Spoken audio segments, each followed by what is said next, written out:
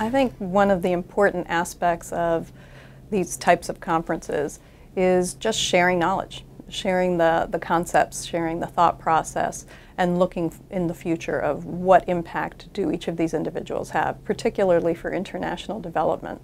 Conferences like this, which bring together people from different countries, different perspectives, are very important to help people see other sides of the picture than what their own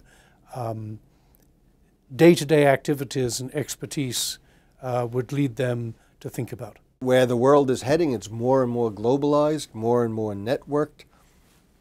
The issue for developing countries is how can they tap into this knowledge to solve their problems, their healthcare problems, for example. And I firmly believe that some of the solutions that we find applicable for developing countries are going to be adapted and adopted in the United States to reduce healthcare costs here.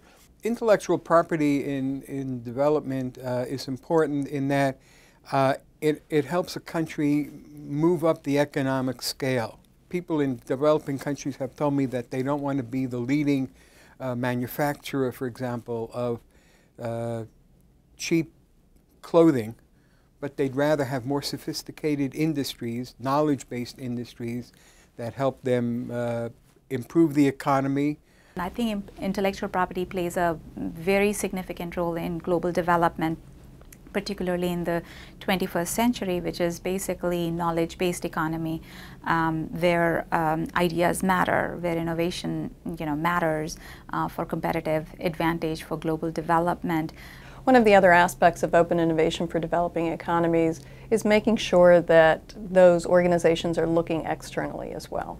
Not just how does my technology compare with what already exists out there, to make sure that they're being as productive as possible, because many times in developing economies you can reuse what already exists out there. To me, open innovation is, in my mind, it is a cluster innovation or networks of innovation, where basically a firm that is engaged in open innovation is open to both internal and external ideas.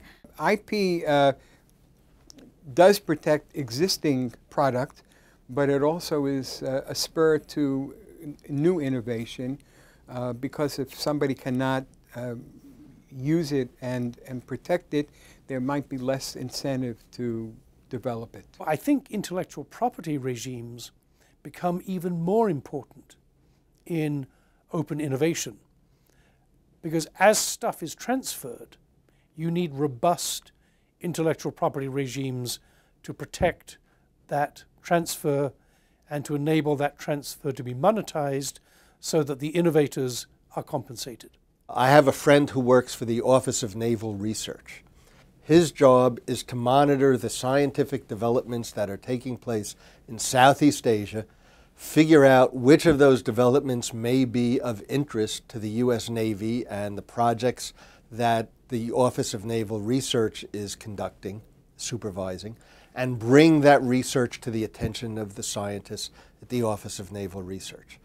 Is that a national innovation system? No, it's an international innovation system. When we've been teaching in Poland, many of our students, we've noticed, would have developed some innovation, and either it may exist externally, but since it didn't exist in Poland, they didn't see that there was that need was met, or they had something that was really innovative and didn't perceive it as something that could be used external to Poland, and they thought small of just how do I apply it and how do I create a business here in Poland where it could be external as well.